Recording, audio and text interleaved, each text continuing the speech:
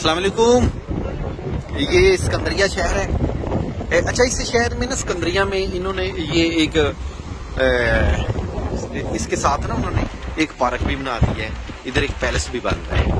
और दुनिया के टोटल 5 कैटाकॉम्ब है कि जेर जमीन लाशें जो रखी जाती थी वो कैटाकॉम्ब इधर है, लेकिन वो 3:30 बजे बंद हो जाता है।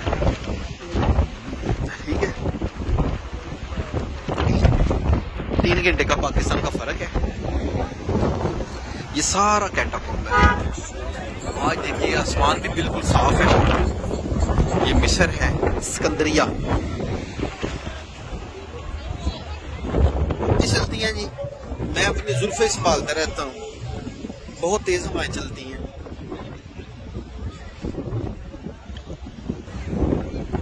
और ये देख लें